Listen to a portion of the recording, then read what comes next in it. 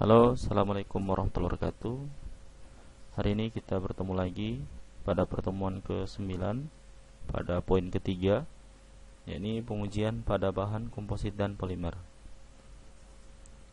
Mata kuliah ilmu bahan, Prom Studi Mekanisasi Perikanan, Politeknik Kelautan dan Perikanan Bitung 2020. Adapun capaian pembelajaran kita tetap untuk mata kuliah ilmu bahan adalah bahwa Taruna mampu mengidentifikasi bahan dalam perawatan, pengoperasian dan perbaikan mesin perikanan.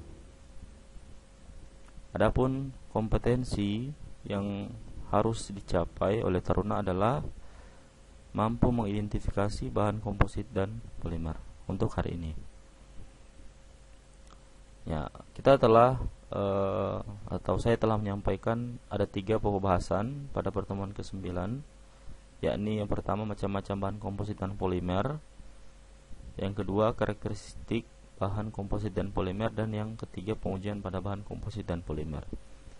Pokok bahasan 1 dan 2 telah saya berikan sebelum UTS ya. Hari ini kita masuk ke pengujian pada bahan komposit dan polimer.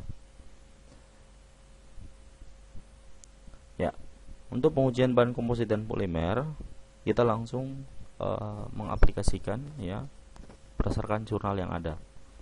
Buka jurnal ya, saya akan membuka jurnal. Nanti pengujian pada bahan komposit langsung secara teori ada di jurnal tersebut ya. Nih. Jadi pengujian baik itu komposit maupun polimer, kita akan menggunakan jurnal teknik POM ITS ya pada tahun 2013 dengan judul pembuatan dan karakteristik komposit polimer berpenguat bagase. Nanti kita akan cari tahu apa ini bagase. Nah, di sini di PowerPoint ini saya telah menyusun dari poin A sampai poin I poin-poin penting yang harus kita tahu atau kita pelajari ketika kita membuka jurnal. Yang pertama adalah judul jurnal. Ya, judul jurnal.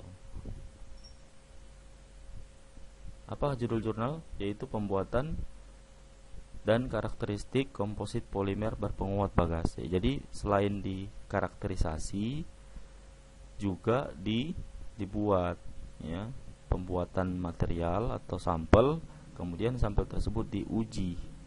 Sampelnya jadi apa? Komposit polimer berpenguat bagase. Kemudian yang kedua, apa yang perlu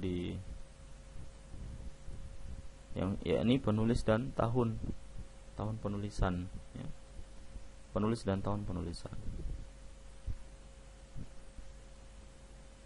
Coba kita lihat penulisnya siapa. Penulisnya adalah Ekita Dea Clarena dan Lizda Johar Marwa Rani. Ada 2 orang penulisnya ya. Ini kita sebut penulis utama, ini kita sebut penulis kedua. Tahun berapa? Itu tahun 2013 ya.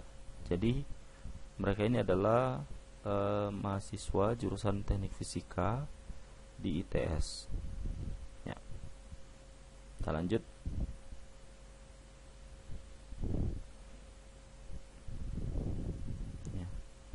Kemudian tujuan penelitian ya, dari jurnal tersebut kemudian kita lihat apa tujuan penelitiannya ya, ini namanya bedah jurnal ya. Kita melihat tujuan. Ini adalah abstraknya, ini adalah introduction atau pendahuluan. Kemudian kita melihat tujuan itu biasanya berada di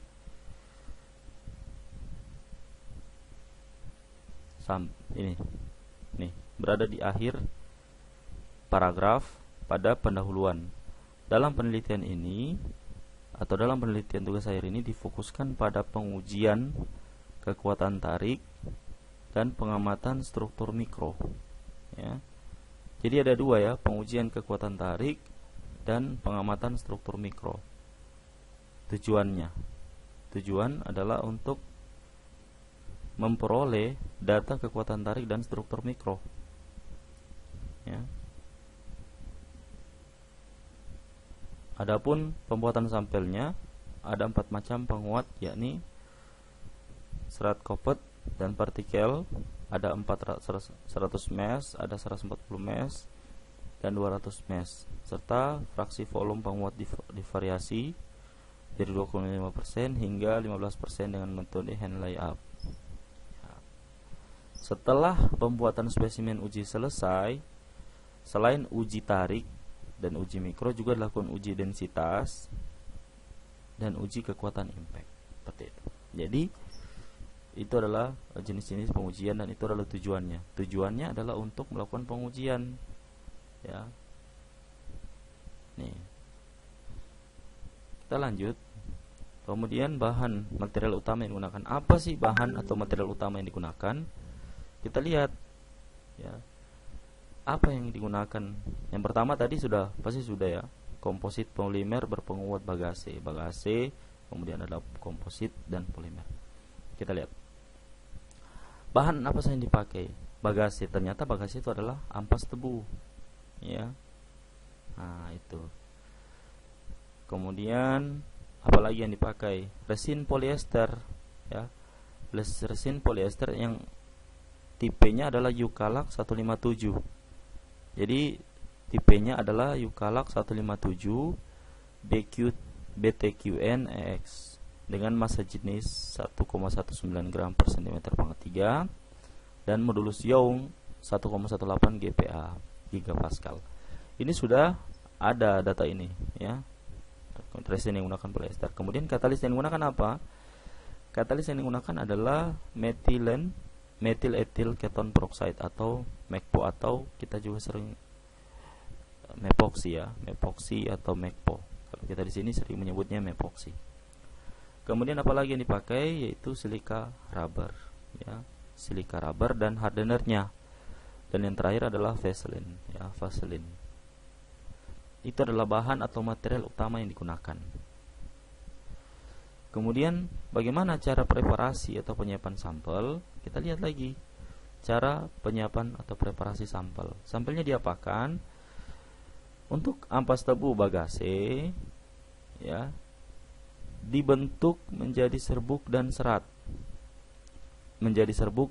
Ukuran serbuk yaitu 100 mesh, 140 mesh, 200 mesh. Kemudian serat yang digunakan adalah serat dengan panjang 6 mm, ya. Jadi serat yang digunakan adalah serat dengan panjang 6 mm. Bagaimana cara pengolahannya? Ya, pengolahannya dilakukan dengan cara dijemur di bawah terik matahari selama 4 jam. Jadi kalian ada bagase yang telah menjadi serbuk, ya. Atau bisa juga dipanaskan dulu, dikeringkan dulu. Kalau sudah kering baru dibuat serbuk supaya lebih mudah. Kemudian dipanaskan dalam furnace dengan suhu 170 derajat selama 2 jam. Setelah itu bagase dihaluskan menjadi dry mill, ya, menggunakan dry mill selama 2,5 menit. Kemudian jadi dia dikeringkan dulu baru dihaluskan. Disaring menggunakan saringan teh. Hasil saringan tersebut disaring lagi menggunakan saringan ayakan yang berukuran ada 100 mesh, 140 mesh dan 200 mesh.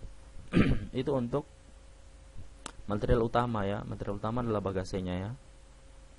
Kemudian resin polyester, ya. Resin polyester ada dengan campuran tertentu, ya. Itu sudah ada nanti di sini, ya. Nah, cetakan. Ini untuk alatnya. Alatnya ada timbangan digital, ada gelas ukur, ada gelas plastik dan spatula kaca, ada spesimen, cetakan spesimen, ya. Kemudian itu tadi bahannya, ya. Kemudian cara sudah, ya. Kemudian jenis pengujian yang dilakukan. Jenis pengujian apa yang dilakukan? Yang tadi uji tarik, uji impact, kemudian standar ASTM apa yang digunakan. Kita lihat, ya. Nanti kita akan berikan videonya jenis pengujian dan ASTM. Jadi cetakan ASTM berdasarkan ASTM D638 mengenai apa? Mengenai standar test method tensile properties of plastic. Jadi untuk uji tarik, peneliti ini menggunakan standar ASTM D638 yang ketiga, 03, ya. Kemudian untuk plastisin diatur panjang dan lebarnya sesuai dengan ASTM D6110. Kalau tidak salah ini untuk uji impact, ya. Ini untuk uji impact.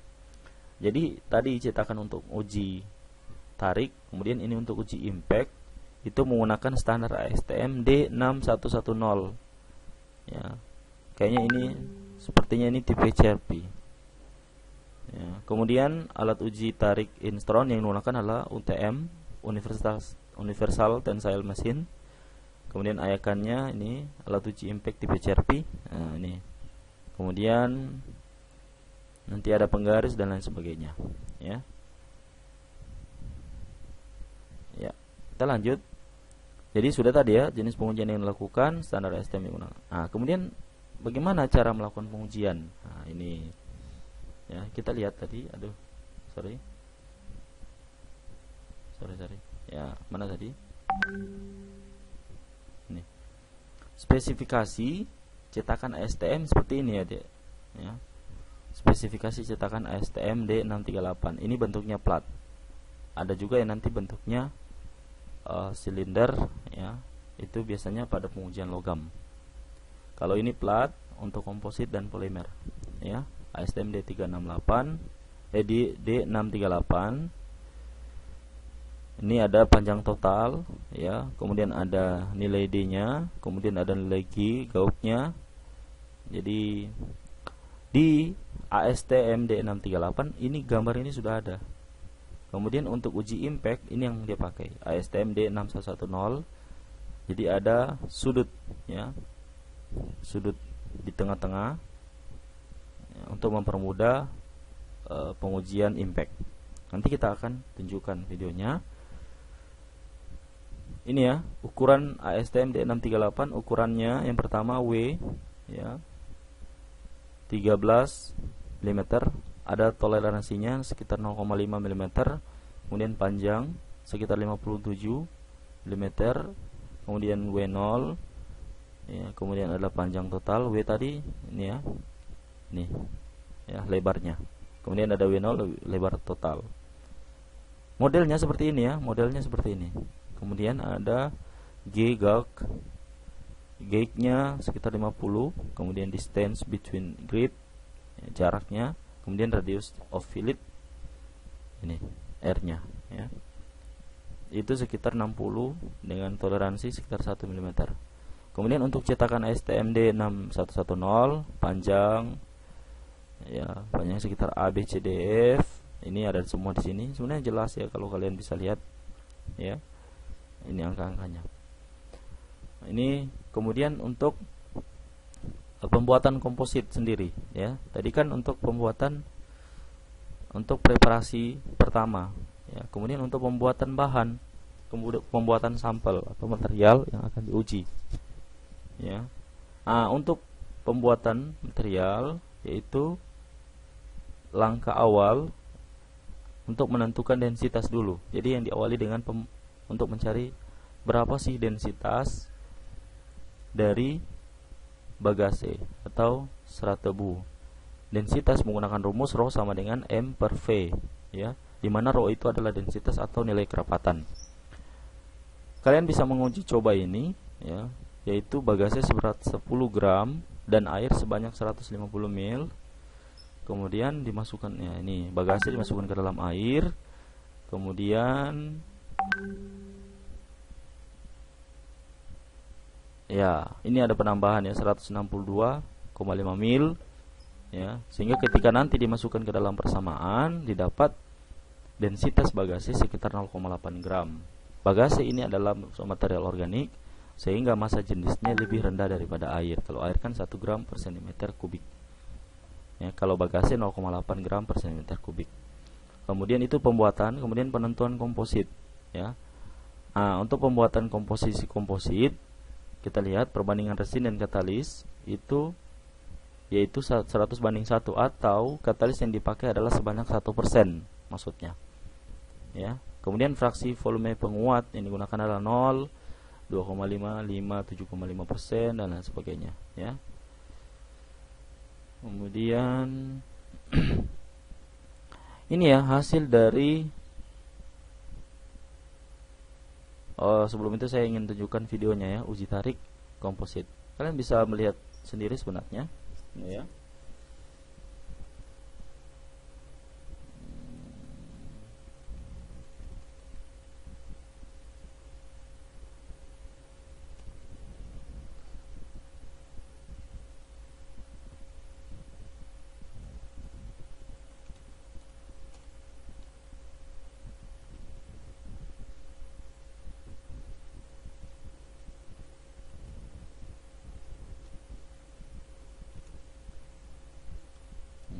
Tensile test of polymer composite. Ini ya.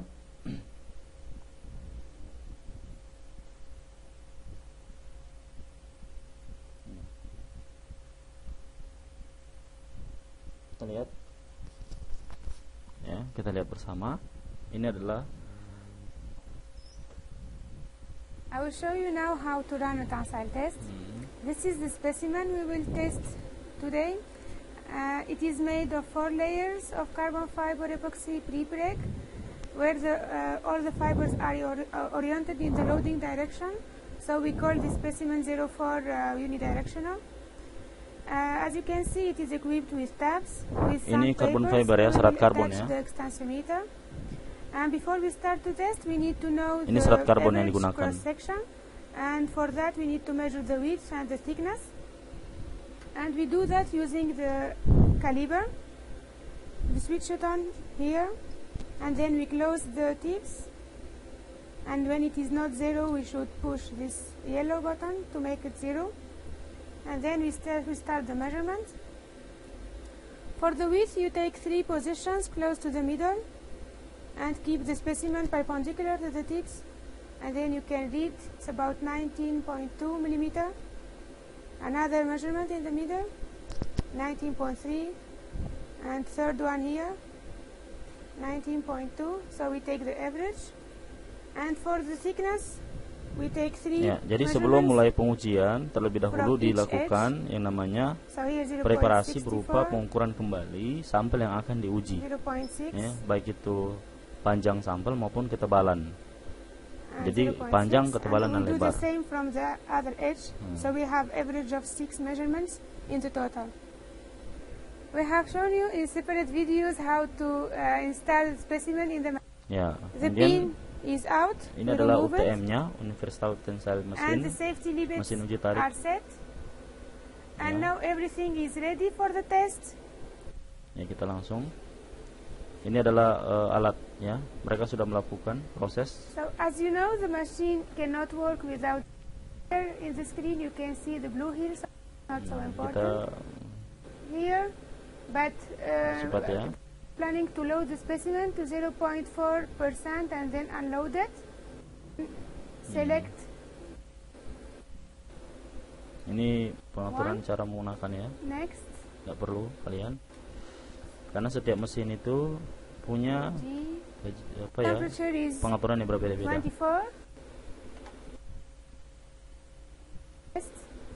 And here we have the start button. For the test, the machine is ready, the specimen is ready, and the software is ready. During the test, we are not going to see the specimen because we are not expecting too much to see, because we are not expecting that the specimen will break at 0.4%. And we bottom 2 graphs that appear. One is ya, ini ya. Of the screen, the start button. Ini, kita lihat. Here there are ini 2 ya, graphs ini grafiknya, grafik ketika terjadi one is strain from tarik. Extensometer versus the time. Ketika lakukan uji tarik. And the second one is the load versus the extension. Strain, ini load, gaya. Ini ya, loadnya. It is coming as far as we have more data. And you can also look up, you can follow the extension, the load, now 3,800 Newton, and also the strain 0.3%. And as I said, we are ini going tensile to stressnya ya, tegangan tariknya seperti ini. 0.4%. Ini strainnya, ya, pergangannya. Kalau ini tegangannya. Now it's unloading. Nah, kita percepat aja ya. Load also is Ini. decreasing, as you can see. Kemudian dia turun, ya. Turun berarti dia sudah putus. Turun So itu we berarti should menandakan ask dia sudah if you want putus. to test another specific data, you need to plot graphs and to do your measurements of stiffness, for example, or something else. Now the test is done. We will remove the specimen, and in other videos we will show you Yeah, how itu. to create a method, Yeah. how to test a specimen with strain gauge, and how to install the strain gauges. Itu untuk uji tarik. Kemudian impact test, CLP,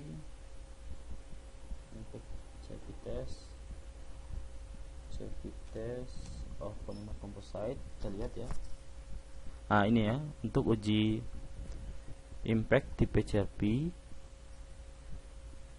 ya. Kita langsung ke jadi sebenarnya uji impact ini ada dua, tipe IZOT dan tipe CRP. Hanya di jurnal ini menggunakan tipe CRP. Ini ya, ini alatnya, ini materialnya.